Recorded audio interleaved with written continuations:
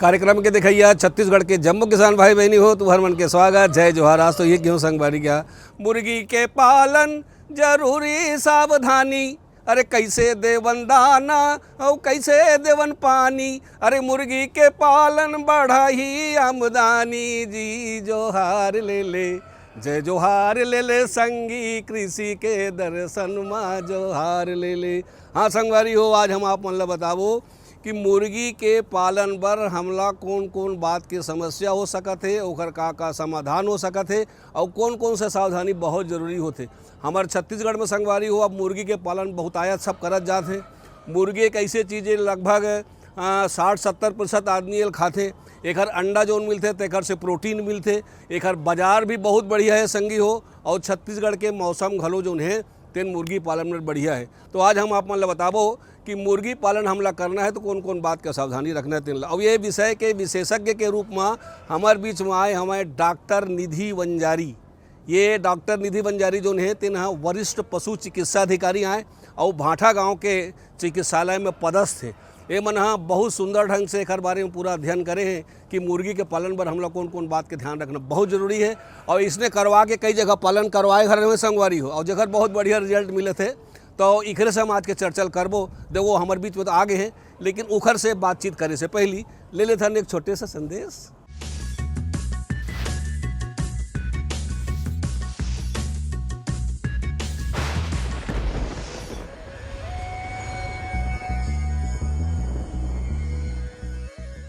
आज हम बात करेंगे खरीफ की बहुत महत्वपूर्ण फसल, बहुत महत्वपूर्ण दलहनी फसल अरहर के बारे में। जैसा कि हम सब जानते हैं कि ये बच्चों से लेकर बूढ़े तक सबका मनपसंद दाल चावल हम लोग रोज़ खाते हैं। लगभग सभी की थाली में ये अरहर की जो फसल है जो दाल के रूप में, अरहर की दाल के रूप में रोज़ खाई जाने वाली फसल है। प्रोटीन का एक अच्छा साधन है और हमारे भारत में खाद्यान्न के साथ साथ अभी वर्तमान में दलहन की फसल के उत्पादन को बहुत अधिक महत्व दिया जा रहा है। तो उसमें एक बहुत ही महत्वपूर्ण धान के अलावा भी दलहनी फसल में जो अरहर है वो बहुत ही अच्छा ऑप्शन है किसानों के लिए, क्योंकि इसको हम न केवल खेत में भी ले सकते हैं और मेड़ पर भी ले सकते हैं। मेड़ पर आप देख रहे हैं कितनी अच्छी अरहर की फसल है। इसमें अगर आप प्रति एकड़ 6 से 8 हज़ार रुपये खर्च करते हैं तो इसमें लगभग 20 से 25 हज़ार की शुद्ध आय ले सकते हैं, क्योंकि वर्तमान में सरकार ने दलहनी फसल के पीछे MSP भी निर्धारित, जो न्यूनतम जो समर्थन मूल्य होता है लगभग 7 से 8 हज़ार रुपये प्रति क्विंटल, वो भी निर्धारित किया हुआ है। तो इस हिसाब से अगर आप अरहर की फसल लेते हैं तो बहुत ही अच्छा मुनाफा किसान भाई कमा सकते हैं। अगर अच्छी वैज्ञानिक पद्धति के माध्यम से अच्छी उत्पादन तकनीक का उपयोग करते हुए किसान भाई अगर अरहर की फसल लेते हैं तो अच्छा आय कमा सकते हैं।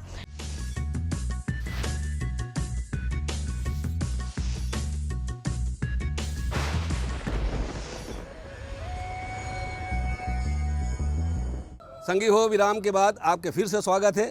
संगी हो, हमारे आज के जो विशेषज्ञ हैं डॉक्टर निधि वंजारी जी आ गए हैं। उखर से मैं सबसे पहले ये पूछा था कि हमारे छत्तीसगढ़ के जलवायु जो है तेन मुर्गी पालन पर अच्छा है कि नहीं, और मुर्गी पालन के का महत्व है अब देखथन क्या कहा थे। सबसे पहले मुर्गी पालक के जो प्रमुख उद्देश्य होते हैं जिसके कारण वो मुर्गी पालन करता है या जिसके कारण वो मुर्गियों का व्यवसाय करना चाहता है, उसमें उसके 4 या 5 प्रमुख उद्देश्य होते हैं जिसकी उसको पूर्ति करनी होती है। पहला तो मुर्गी पालन कर उसे लेयर अगर वो पाला हुआ है तो उसके अंडों की संख्या में बढ़ोतरी करना, जो प्रतिवर्ष अंडा उत्पादन है उसमें बढ़ोतरी करना। दूसरा बिंदु उसका होता है अगर वो ब्रॉयलर पाला हुआ है, अगर कोई किसान या पशुपालक ने ब्रॉयलर व्यवसाय को अपनाया है तो उसे मांस उत्पादन में वृद्धि करना। तीसरा, प्रतिपक्षी आहार उसे देकर ब्रॉयलर एवं मांस उत्पादन में किस तरह से बढ़ोतरी की जाती है उसे उस रेशियो को फीड कन्वर्जन रेशियो कहते हैं। मतलब जितना आहार वो प्रदान करता है उसके द्वारा मांस उत्पादन या अंडा उत्पादन या उत्पादकता में जो वृद्धि होती है उसे हम कैसे बढ़ा सकते हैं। और चौथा बिंदु ये है कि कम से कम उसकी चिक जो मृत्यु दर है वो कम से कम रहे, और किस तरह से उसके जो प्रोडक्ट आए हैं, मतलब जो उत्पादकता प्राप्त हुई है अंडों और मांस के द्वारा, उसकी जो क्वालिटी है, उसकी जो गुणवत्ता है, उसमें कैसे वृद्धि की जाए। इसमें आवश्यक अमीनो अम्ल की प्राप्ति होती है। पोल्ट्री के उत्पाद जैसे कि अंडा और मीट से जो प्रोटीन प्राप्त होता है उसमें आवश्यक अमीनो अम्ल पाए जाते हैं। आवश्यक अमीनो अम्ल हमें आहार से ही लेना पड़ता है, उसमें हमारे शरीर के द्वारा कोई भी पोषक तत्व नहीं बनाए जाते हैं जिसकी पूर्ति हमें बाहर से लेना पड़ता है, उसे आवश्यक अमीनो अम्ल कहा जाता है। पोल्ट्री के अंडे या मीट में हमें आवश्यक अमीनो अम्ल की प्राप्ति होती है। संगी हो कुछ भी चीज़ ला पालन करे बर हमला जगह या स्थान या निवास के व्यवस्था करना बहुत जरूरी होते। तो ये मुर्गी के पालन जब हमला करना है तो हमला ओखर बर जो जगह बनाबो जेला हम सेट कहते हैं, तो सेट के निर्माण कैसे करना है, सेट के निर्माण बर हमला कौन कौन से सामान के जरूरत पड़ी, एक बार हम फाइनेंस कहाँ से ले सकत हन, और शेड निर्माण के बेर कौन कौन बात ला विशेष ध्यान रखना है। सूखा इसे छाँव और गर्मी भर के व्यवस्था करे में काम नहीं चले। तो देखिन मुर्गी पालन बर शेड के निर्माण कैसे करे जाए। आवा सबसे बड़ी बात ये आती है कि आपके पास शेड निर्माण के लिए कितनी भूमि की उपलब्धता है, या आप किस तरीके से उस भूमि का या शेड का आप व्यवस्था कैसे करेंगे। तो इसके लिए शेड के लिए प्रति स्क्वायर फीट आपको कितनी लागत आएगी, अगर आप बनवाना चाहते हैं तो आपके क्षेत्र में कितने रुपए स्क्वायर फीट रेट चल रहा है जिसके द्वारा आप उसका निर्माण करेंगे। एक मैं आपको ये बताना चाहूँगी कि अगर आपके चूजे हैं, अगर 0 to 8 वीक चूजे हैं, मतलब 8 सप्ताह के प्रथम 8 सप्ताह के चूजे जो होते हैं उनको पालने के लिए आपको 0.7 से 1 स्क्वायर फीट जगह की आवश्यकता होती है प्रति पक्षी। 0.7 to 1 square feet space requirement है। और दूसरा, अगर आप 9 हफ्ते से लेकर 20 हफ्ते तक पालते हैं, जैसे कि ग्रोवर पक्षी कहा जाता है, जिनके लिए आपको 2 to 3 स्क्वायर फीट स्पेस की आवश्यकता होती है। 2 to 3 स्क्वायर फीट या तो फिर 1 to 2 स्क्वायर फीट की आवश्यकता होती है, depending upon the system of housing you are going to apply. Third step होता है कि अगर आप लेयर पाल रहे हैं तो उसमें 2 to 3 या 3 to 4 स्क्वायर फीट स्पेस की आवश्यकता होती है। प्रति स्क्वायर फीट पक्षी की आवश्यकता निकालने के पश्चात आप जितने पक्षी को आप रखना चाहते हैं, मान लीजिए आप 500, 1000, 2000, 10,000, जितने भी आपकी कैपेसिटी है, उपलब्धता है, ये आवश्यकता है, उसके हिसाब से आप स्क्वायर फीट क्षेत्र को चयन करके उसके लिए जगह का चुनाव करेंगे। उसके बाद आप उसके निर्माण को करेंगे। तीसरी बात संगवारी हो जेला तू मन जानना चाहूँ कि मुर्गी पालन पर हमला कौन सा वैरायटी जो है वो ज़्यादा अच्छा है। काबर कि अंडा पाले बर या मांस के हिसाब से, दोनों हिसाब से अलग अलग बहुत सारे वैरायटी होते। तो कौन सा वैरायटी जो है तेना हमारे छत्तीसगढ़ बड़ बढ़िया है। और दूसरा चूजा कहाँ से मिली, चूजा कतका बड़ होना चाहिए, और वो जो चूजा लानबो तेला लाए के बेर हम लोग कौन कौन सावधानी रखना है, काबर के बहुत जरूरी संगवारी हो। तो देखथन आज के हमारे विशेषज्ञ जी है एक बारे में क्या कहा थे। पोल्ट्री की नस्ल जो होती है, पोल्ट्री तो ऐसे एक वास्ट विषय है, लेकिन हम ज़्यादातर पाले जाने वाली मुर्गी को ही एक मुर्गी पालन व्यवसाय के रूप में लिया जाता है। मुर्गी में 2 प्रजातियां होती हैं जो कि होती है, एक तो ब्रॉयलर होती है और लेयर होती है, लेकिन उपयोगिता के आधार पर 4 प्रकार की प्रजातियां पाली जाती हैं। पहला होता है मांस उत्पादन के लिए जो कि ब्रॉयलर कहा जाता है। दूसरा होता है अंडा उत्पादन के लिए। तीसरा होता है अंडा और मांस दोनों के उत्पादन के लिए। चौथा अन्य प्रकार की जिसमें कि गेम बर्ड, मनोरंजन एवं प्रदर्शनी के लिए पाले जाने वाली नस्लें शामिल हैं। तो पहला हम चर्चा करेंगे मांस उत्पादन के लिए पाले जाने वाली नस्ल पर। मांस उत्पादन के लिए रेड कॉर्निश, प्लाईमाउथ रॉक और न्यू हैम्पशायर प्रजाति पाली जाती है। अंडा उत्पादन के लिए RIR, वाइट लेगहॉर्न और कलिंगा ब्राउन प्रजाति पाली जाती है। कलिंगा ब्राउन प्रजाति 270 अंडे प्रदान करती है, जो कि रेड कॉर्निश और RIR और वाइट लेगहॉर्न का क्रॉस है। और 240 अंडे वाली RIR प्रजाति भी प्रचलन में है। हमारे छत्तीसगढ़ में कलिंगा ब्राउन प्रजाति को बैकयार्ड कुक्कुट पालन के लिए वितरण के लिए प्रयोग किया जाता है। यह बहुत ही अच्छी प्रजाति है जो कि वाइट लेगहॉर्न के मेल और RIR की फीमेल की संकर प्रजाति है। इसके द्वारा 237 से 270 अंडे तक प्राप्त किए जाते हैं, जबकि इसकी पेरेंट प्रजाति 250 से 240 अंडे ही देती है। संकर प्रजाति होने की वजह से यह एक बहुत ही अच्छी अंडा उत्पादन में प्रयुक्त होने वाली नस्ल है। तीसरे नंबर पर आती है अंडा और मांस दोनों के लिए प्रयुक्त होने वाली प्रजाति, जो कि एस्ट्रोलॉप, वनराजा और ब्लैक रॉक है। बैकयार्ड पोल्ट्री के लिए वनराजा और ब्लैक रॉक बहुत ही उत्तम नस्ल है, क्योंकि इससे कुछ ही महीनों में 1700 इससे एक ग्रोइंग एज में 1700 ग्राम मांस उत्पादन भी हो जाता है। और इसके अलावा ये अंडे भी प्रति वर्ष प्रति पक्षी 150 से 140 अंडे देती है। अगर आप किसी हैचरी से चिक्स मंगवा रहे हैं या किसी ब्रीडर फार्म से चिक्स परचेस कर रहे हैं तो उस समय आपको ये ध्यान रखना होगा कि जो हैचरी है, जो जिसके ब्रीडर फ्लॉक है, उसमें कोई डिसीज़ संक्रमित ना हो या कोई जैसे कि साल्मोनेला, ई कोलाई इस तरीके की बीमारियां जो रहती हैं वो मादा या पेरेंट स्टॉक से चूजों में आ जाती है अंडों के द्वारा। तो इस तरह की अगर किसी फार्म में इस तरह की प्रॉब्लम है तो आप उस वहाँ से चूजे ना खरीदें। अगर हम चूजे लाते हैं तो उसके 14 to 15 डेज़ तक हमको उस जगह पे जहाँ पे हम चूजे रखने वाले हैं कोई अन्य स्टॉक ना पालें। अगर हम पहले से चूजे लाने वाले हैं उसके पहले अगर उस चूज़ों को, पुराने चूज़ों को और पुराने स्टॉक को वहाँ से हटा देते हैं तो जो पहले का इन्फेक्शन है या संक्रमण है वो हमारे मतलब नेक्स्ट बैच में कैरी ऑन नहीं होता है। तो पुराना स्टॉक सबसे पहले हमको 14 डेज़ के लिए हटा देना चाहिए। इसको डाउन पीरियड बोलते हैं। उस टाइम पे वो जो शेड है उसको खाली छोड़ दिया जाता है। मुर्गी पालन में कौन कौन से समस्या, ओखर का समाधान और ओखर बर कौन कौन से सावधानी, ये जो विषय है ये तो चलते रही। एक छोटे से ब्रेक आउट ले लेथन तो हम फिर आबो संगी हो आपके सेवा में।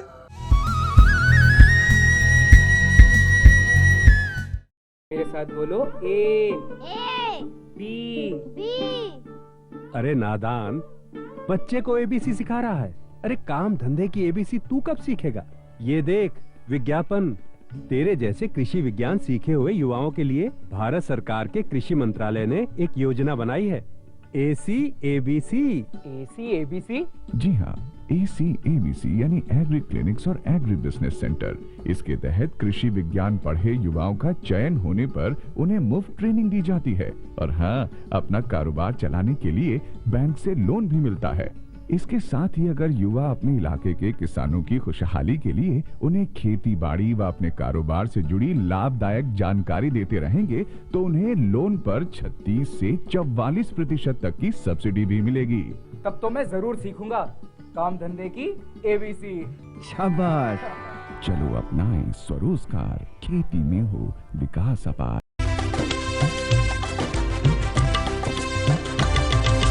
सहकारिता के बल पर विकास के लिए उठे कदम, जन सहकार की ताकत लेकर आगे बढ़ते जाएं हम। जन जन ने इस क्रांति में है विश्वास जगाया, हम सब ने मिलकर विकास का परचम है फहराया। सहकारिता है अपने विकास की पहचान, नए दौर में सहकारिता ही भारत का अभिमान। कृषि मंत्रालय भारत सरकार द्वारा जनहित में जारी। गांव-गांव और शहर शहर में बात चली, राष्ट्रीय बागवानी मिशन की लहर चली। आसान हुआ अब फल फूल मसाले उगाना, नर्सरी लगाना और जैविक खेती अपनाना। अब हुआ तकनीकी प्रशिक्षण पाना आसान, विपणन के लिए भी है सहायता के प्रावधान। अधिक जानकारी के लिए जिला बागवानी अधिकारी या राज्य बागवानी निदेशक से संपर्क करें। राष्ट्रीय बागवानी मिशन, जीवन संवारे, खुशियां फैलाए। विश्राम के बाद संगवारी हो तुहर मन के फिर से स्वागत है। हमन अभी तक 3 बात जाने हैं, सेट के निर्माण, ओखर महत्तम और चूजा कैसे लाना है, कतका मात्रा में लाना है तेल संगी। अब बात आते संगी हम चूजा ले आएन और लाने के बाद अब ओला बढ़ोना है, या कोनो अंडा लेबर चाहे ककरो मांस बर भी हो, तो जब ओला बढ़ोना है तो हमला ओला दाना पानी कैसे देल लगी, कौन कौन प्रकार के दाना देल लगी, कतका मात्रा में दाना देल लगी, उम्र के हिसाब के, मुर्गी के मुगर के हिसाब से हमला दाना पानी कौन कौन से देना चाहिए, ओकर का नाम है, मात्रा का है, विधि का है। आओ देखथन काय कहते हैं। आहार की आवश्यकता या रिक्वायरमेंट जो है ये एक वैज्ञानिक दृष्टिकोण से 2 प्रकार से सेट की गई है। एक तो लेयर फीड रिक्वायरमेंट, दूसरा ब्रॉयलर फीड रिक्वायरमेंट। लेयर के लिए जैसे कि 3 चरणों में लेयर पक्षी रखे जाते हैं। पहला तो 0 to 8 वीक, जैसे मैंने आपको बताया कि चिक अवस्था कहलाती है, जिसमें 0 to 8 वीक का पालन किया जाता है। उसके बाद 9वें सप्ताह से 20वें सप्ताह तक वह पक्षी ग्रोवर अवस्था में आ जाते हैं। ग्रोवर अवस्था में पक्षियों को रखने के बाद 20 सप्ताह से 22 सप्ताह तक जब उसमें अंडे स्टार्ट होते हैं, मतलब लगभग 5 महीने से 5.5 महीने में अंडा उत्पादन प्रारंभ हो जाता है। तो शुरुआती अवस्था जो 20 से 22 हफ्ते की रहती है उसे लेइंग पुलेट स्टेज कहते हैं। इन अवस्थाओं में आहार की भिन्न भिन्न मात्रा है, जिसके बारे में मैं आपको आसानी से बताऊंगी ताकि आप इसे याद रख पाएंगे। पहला तो है 0 to 15 डेज तक 15 ग्राम आहार की आवश्यकता होती है प्रति पक्षी। 15 से 30 दिनों तक 30 ग्राम आहार की आवश्यकता होती है। 30 से 45 दिन तक 45 ग्राम आवश्यकता होती है आहार की। 40 से 45 ग्राम। 45 से 60 दिन तक 60 ग्राम आहार की आवश्यकता होती है। 60 दिन अर्थात 2 माह तक 0 to 8 वीक तक की आहार की मैंने इसको आपको जानकारी दी है। उसके बाद आती है ग्रोवर स्टेज आती है, जो कि 2 से 3 महीने से स्टार्ट होती है। 2 से 3 महीने में 70 ग्राम, 3 से 4 महीने में 80 ग्राम, 4 से 5 माह में 90 ग्राम पर बर्ड हमें आहार की आवश्यकता होती है। किसान भाई बहनी हो, तुमन जानता हो कि ये संसार में जतके छोटे जीव रही थे वो जीव मन ला अगर कहीं ठीक से जैविक सुरक्षा कहूँ नहीं मिली तो अड़बड़ जल्दी सबो हर नष्ट हो जाते। काबर कि जैविक आक्रमण जो है तेन बड़े बड़े जानवर में, बड़े बड़े पौधा में, आदमी सब जगह होते रहे थे। तो ये हमारे जो चूजा है तो उन्होंने मन ला जैविक सुरक्षा कैसे दे जाए, कौन कौन बात के हमला ध्यान रखना है, सेट के बारे में या कुछ दवाई की छिड़काव के बारे में, जेमा ये मन ला अच्छा से सुरक्षा मिले, ये मन रोग राई मत होए, एमन का स्वास्थ्य बढ़िया रहा, एमन बढ़िया बढ़ सके संगी हो। और नहीं तो नहीं दिखैया जीवन न अड़बड़ नुकसान पहुँचाते उहिल की थे जीव। आवा देखथन का कहा थे हमारे विशेषज्ञ जी।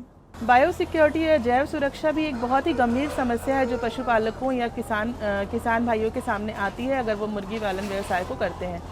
जैव सिक्योरिटी के लिए एक शेड से दूसरे शेड की दूरी एक प्रकार के पक्षी जैसे कि मान लीजिए 2 लेयर शेड के बीच की दूरी 15 मीटर होनी चाहिए। ब्रूडर से या किसी पालन गृह से लेयर गृह की दूरी 15 मीटर होनी चाहिए। और कोई भी बाहर से आगंतुक अगर प्रवेश करता है तो उसे स्टरलाइजेशन या सैनिटाइजेशन करके ही अंदर कोई भी व्हीकल या कोई भी चीज़ों को प्रवेश करना चाहिए, वो भी एक सीमित दायरे के अंदर करने देना चाहिए। फार्म के अंदर किसी भी प्रकार का प्रवेश नहीं होना चाहिए। और जितने भी अपने लेबर जो काम करते हैं, अगर एक शेड का लेबर है तो दूसरे शेड की तरफ नहीं जाएगा, उसके प्रवेश को वर्जित करना चाहिए। प्रॉपर हैंड वॉश या प्रॉपर चेंजिंग ऑफ ड्रेस, उसके बाद कपड़े बदलने के बाद ही जो वर्कर्स हैं, फार्म लेबर्स हैं, वो फार्म के अंदर प्रवेश करेंगे या अपने प्रॉपर हाइजीन का ध्यान रखेंगे। इसके द्वारा बीमारियों को बाहर से ही फर्स्ट स्टेप, जैसे कि आपने सुना होगा बर्ड फ्लू जो बहुत गंभीर बीमारी है, वो आपके व्हीकल के टायर के धूल से भी एक सिटी से दूसरे सिटी तक ट्रैवल कर सकती है। इतनी भयानक गंभीर बीमारी जिसमें 100% मॉर्टलिटी होने की संभावना रहती है, उसको आप रोक सकते हैं। संगवारी हो, अब मेरा है एक छत्तीसगढ़ के सफल और उन्नतशील कृषक श्री संजय ब्राह्मणकर जी, ओखरे कहानी ओखरे जुबानी, और देखिन काय कहते। जिस शेड के पास हम खड़े हैं ये साधारण शेड नहीं है, ये एक ब्रायलर ब्रीडर फार्म है। ब्रायलर ब्रीडर फार्म ना सिर्फ इन्वेस्टमेंट में ज़्यादा है पर उसमें मैनेजमेंट भी बहुत लगता है। ये सब मैं इसलिए कर पाया क्योंकि मेरे पिताजी स्वयं एक पोल्ट्री फार्मर थे, उनका एक लेयर फार्म होता था। उसके बाद जब हम पूना में पढ़ रहे थे, मैंने पूना से अपना BCom MBA किया, जब हम पढ़ रहे थे वहाँ रहते हम हैचरी के लोगों के साथ लगातार संपर्क में रहे, जहाँ उन्होंने मुझे बहुत अच्छे से ट्रेनिंग कराई पोल्ट्री के बारे में, खासकर इस ब्रायलर ब्रीडिंग के बारे में। जब ये ब्रायलर ब्रीडिंग हमें तत्पूर्वक पूरी समझ में आई, उसके बाद कंपनी ने हमें फ्रेंचाइजी बनाया और मुझे ब्रायलर ब्रीडर दिया गया। मैंने ये फार्म 2000 में शुरुआत किया था, मात्र 4000 ब्रीडर से, और आज मेरे पास लगभग 1.25 लाख ब्रीडर हैं। ब्रीडिंग फार्म एक ऐसी चीज़ है जिसमें हमें बायोसिक्योरिटी का बहुत ध्यान रखना पड़ता है। नॉर्मल फार्म में जो चिक्स जाते हैं वो एक अच्छे ब्रीडर फार्म से अगर आए हैं तो अच्छा परफॉर्म करते हैं। ब्रीडर फार्म में बाहर से इन्फेक्शन नहीं आना चाहिए, बाहर से कोई भी वायरस नहीं आना चाहिए, इसका बहुत ध्यान रखना पड़ता है। उसके लिए हमने हमारे ब्रीडर फार्म को अलग अलग स्टेशंस पे डाला है, मतलब अलग अलग लोकेशंस पे डाला है। हर लोकेशन कम से कम 20 से 30 किलोमीटर की दूरी पे है। ये शेड में जाने के लिए भी आप देखेंगे कि हम अपनी कोई बाहर की गाड़ी भी अंदर नहीं ला सकते, हमें बाहर ही स्प्रे करना है, अच्छे से स्प्रे करके आना है, उसके बाद शेड के अंदर जाने के पहले भी स्प्रे करना है। ये हो गया हमारा आदमियों का या मटेरियल का कि वो पूरे डिसइंफेक्ट होके जाएंगे। वैसे ही इनका जो राशन है, जैसे कि इनको जो दाना दिया जाता है, वो दाने में ज़्यादातर मुख्यतः मक्का और सोया रहता है। मक्का और सोया जब हम बनाए जाते हैं तब उसकी भी क्वालिटी थॉरोली चेक की जाती है। कोई भी फंगस, कोई भी मिलावट, कोई भी कचरा नहीं होना चाहिए। क्यों? क्योंकि बर्ड की सेहत तभी अच्छी रहेगी जब इन्हें अच्छा पोषण मिलेगा, अच्छा राशन मिलेगा। तो संगी हो, आज हम आप मला जो जानकारी देवाए हैं हमार विशेषज्ञ से मुर्गी पालन से संबंधित तेन बात और हमार सफल कृषक संजय ब्राह्मणकर जी जो अपन जीवनी बताइन है, उन्नति के कहानी बताइन हुई, तेना तुमन देख के जरूर प्रेरणा लेहा। अवैया दरवेर हम एक नवा विषय लेके आवो, लेकिन ओखर पहली एक ले लेते छोटे से बढ़िया गीत और संगीत के आनंद संगवारी हो। हो रे हो रे हो रे हो रे हो रे हो।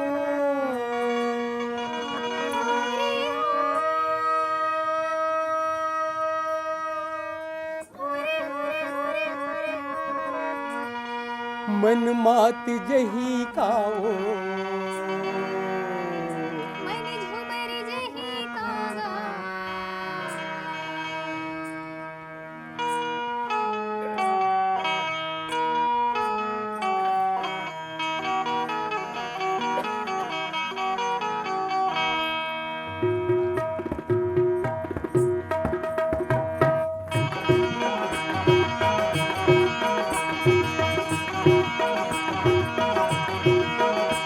मन मात जही काओ तोरी कर मान चैमा मन मात जही। मन झुमर जही कागा तोर मांदर बजे मन झुमर मन मात जही काओ तोरी कर मान चैमा मन मात जही। मन झुमर जही कागा तोर मांदर बजे मन झुमर जही। कर मान चैमा मन मात जही काओ कर मान चैमा मन मात जही का। मन झुमर जही कागा तोर मांदर बजे मन झुमर जही। मन झुमर जही कागा तोर मांदर बजे मन झुमर जही।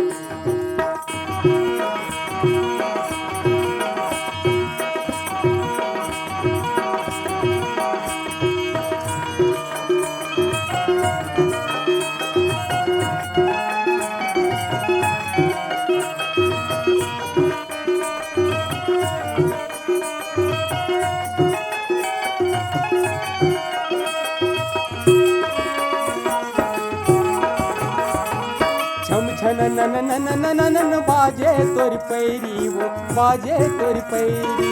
छाती मां कटार करे नैना तुर नैना नैना तुर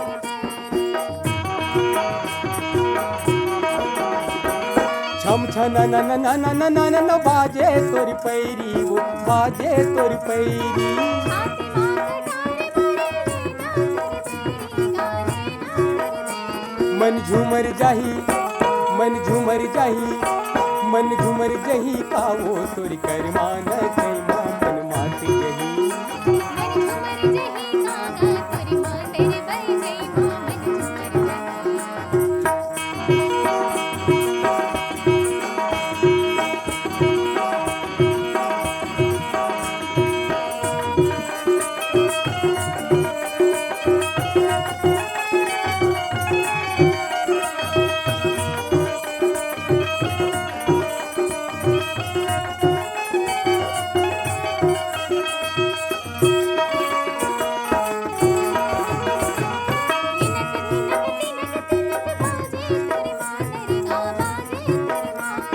जीराला बान मारे आँखी के काजर वो आँखी के काजर।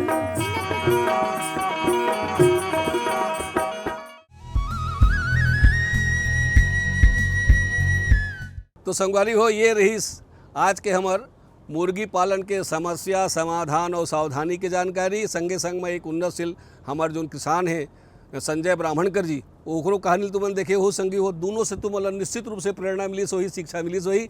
और यह दरी बार फिर एक नवा विषय लेके आपके सेवा में हाजिर हो वो तल गजम संगवारी मल्ला। जय जोहार।